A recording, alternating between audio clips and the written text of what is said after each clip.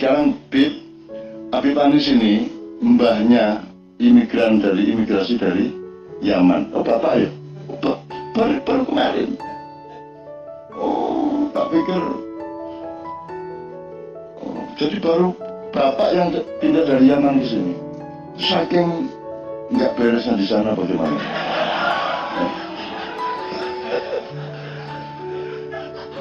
Nah teman-teman sekalian, Habib Anies ini sahabat saya dari dulu. Jadi ini tadi sudah saya wanti-wanti, awas loh kamu kalau bikin padepokan gitu. Awas loh. Soalnya beliau ini sobo kuburan, ziarah kubur, dulu ahli dah karuan. Sampai ada satu teman kami lagi, namanya Mas Hamim, orang yang sejak awal sangat menemani dan sangat punya panggilan yang sangat jernih terhadap Indonesia, tapi tidak terkenal. Dia sekarang hanya pedagang kelontong itu, tapi dia sangat persepsional terhadap Indonesia dan dia ngerti siapa kiai-kiai yang sebenarnya. Itu pesan sama Anies, kau nang kuburan bentungi ku nek dadi wali kondo aku ya. Asu. Itu kalimat melecehkan tapi juga indah ya. Kau nek dadi wali aku kondo aku lo ya nek dadi wali. Seolah wali itu apa itu mas itu memang saya senang dengan kemesraan seperti itu. Nanti tolong karena beliau ini melakukan penelitian. Kalau anda tanya mengenai masyarakat Samin, tanya dia. Kalau anda tanya mengenai kasus-kasus di daerah Pati sana, tanya sama dia karena dia tahu banyak dan berkawan sama saya sama adik-adik saya sudah 20 tahun lebih. Gini gimana ada orang buta, jadilah seperti ini saran anda tadi. Tak terjemahkan, jadilah orang buta yang bisa melihat cewek cantik. Bicaranya ada orang buta yang kok ngerti ya orang cari itu ayu gitu. Karena Jakarta sedang banjir nih sedengkul, terus ada orang buta tidak tahu jalan tuh kan biasanya gini-gini akhirnya, tapi dia kuat. Terus ada orang yang bisa ngelihat tapi lumpuh, terus minta digendong sama yang buta. Di tengah nyebrang jalan itu dia tanya sama si lumpuh ini, ada yang cakep ya, kok tahu?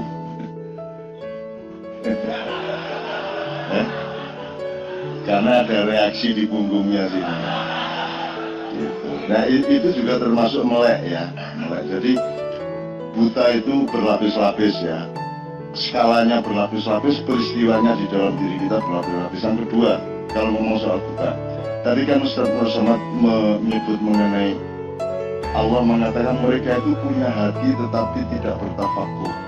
Tafakur ini sebenarnya kalau dalam dunia hasanah Islam itu produk pikiran, produk akal. Tapi Allah menyebut mereka punya hati tapi tidak meneguhkan pengetahuannya, meneguhkan sikapnya kan itu. Tafakur kan meneguhkan sikap atau apa itu ya. Kan itu hasil pikiran. Kenapa kok hati kok outputnya adalah pemikiran. Itu sebuah pertanyaan besar dan kita kalau bisa membuka mata kita. Jadi misalnya anak cucu saya anak kecil. Anda tanya ke semua ahli pendidikan, mungkinkah anak ini bisa duduk di sini tenang, tidak rewel, melihat, memperhatikan? Kalau menurut perhitungan intelektual akademis, dia tidak paham apapun yang diomongkan oleh orang-orang di depan, tapi dia bertahan seperti itu. Dan ini banyak di Maya, di Jogja, di Surabaya, di Magelang, semua anak-anak kecil banyak yang duduk sampai jam 3 pagi. What happened to them? Apa yang terjadi pada dia? Kalau kita ngomong sederhana gini, semua yang didengar oleh telinganya menjadi file di otaknya.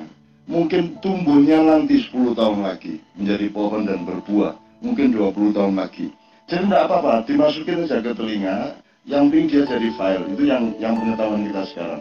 Tapi kalau melihat ayatnya tadi, dia menampung dengan hatinya. Dia merasa gembira bersama om-omnya, Pak D-nya di sini. Kegembiraannya itu membuat dia terbuka pori-pori rohaninya, sehingga jangan dipikir dia tidak paham. Cuman tahap pemahamannya berbeda dengan kita dan speednya dan iramanya berbeda. Tapi dia akan mendapatkan manfaat dari itu. Suatu hari dia akan mengalami apa pada suatu hari, ya. Nanti dia akan merujuk ke apa yang dia dengar pada malam hari ini. Dan itu sangat banyak, yang makin banyak anak-anak kecil yang mengherankan. Kalau pakai teori pendidikan, nggak masuk di Jogja itu, teman-teman Maiyah kumpul Jogja itu, bendaharanya anak SMP kelas 1, yang juga Maiyahan kalau. Tentu jangan diremehkan, jangan dipikir yang benar pasti adalah yang kita ketahui dari teori-teori pendidikan modern, enggak. Makanya kalau saya Maiyahan begini, saya ingin bilang sama Anda, sudahlah dengerin aja, Anda gembira, Anda bersyukur, nanti dia ada yang rumput tumbuh besok pagi, ada yang jagung tumbuh 3 bulan lagi, berbuah 3 bulan lagi, ada yang pohon jati yang nanti akan jadi tiang dari rumah masa depan. Udahlah, itu nanti akan ruding sendiri di sini. Saya akan pakai ruding-ruding aja hidup saya. Jadi kalau saya mikir, saya enggak pakai tenaga, karena yang mikir pikiran saya, otak saya. Jadi kalau malam saya gitu ya, gitu aku pesen sama pikiran gue nyambut jauh ya gitu. Gitu. Terus saya tidur, dia kerja. Emang terus mati? Kan enggak, dia kerja. Begitu saya bangun, saya mendapat hasilnya. Jadi nggak ada pemikir itu. Ini seorang pemikir, keseroman mikir. Saya nggak pernah mikir, gitu loh. Saya serahkan kepada akal, dan Allah sudah ngasih itu. Ada mekanisme, ada pembagian kerja. Maka kalau melihat kulubun la yafqahuna dia. Jadi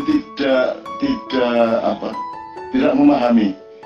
Ternyata kalau kita melihat surat An-Nur ayat 35, ternyata bangunannya itu kan Allah mengatakan ini jasad, namanya miskah, kemudian ada misbah, itu hati, kemudian ada zujajah, itu akal. Selama ini saya memahami zujajah itu adalah helmnya, itu kan tabung kaca. Ya. Ternyata yang tua itu hatinya, akal itu pegawainya.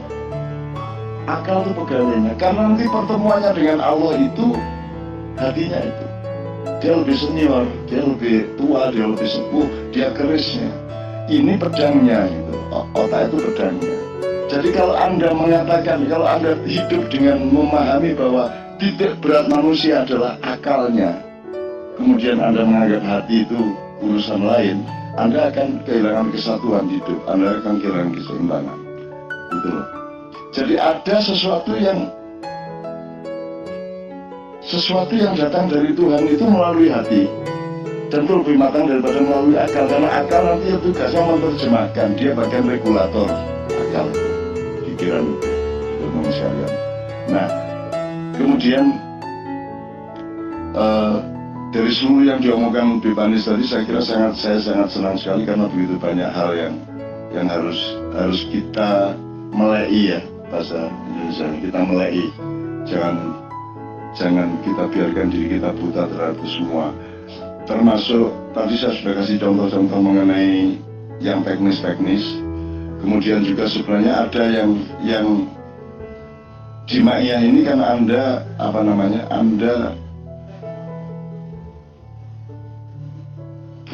datang tidak sebagai pemikir, datang sebagai manusia dengan keseluruhan faktor Anda. Dan itu Anda integrasikan, jadi Anda sedang bertauhid. Sesungguhnya Anda sedang bertauhid.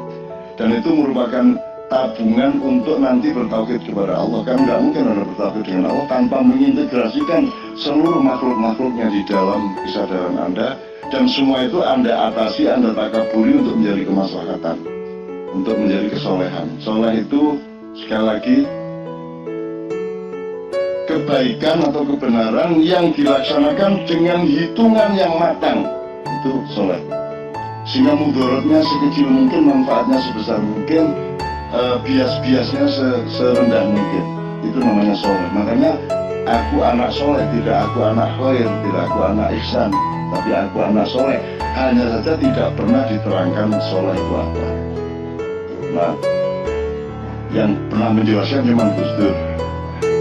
Banser. Jadi Gus Dur jadi presiden mendarat di Malang, Bansernya siap. Semua Banser siap.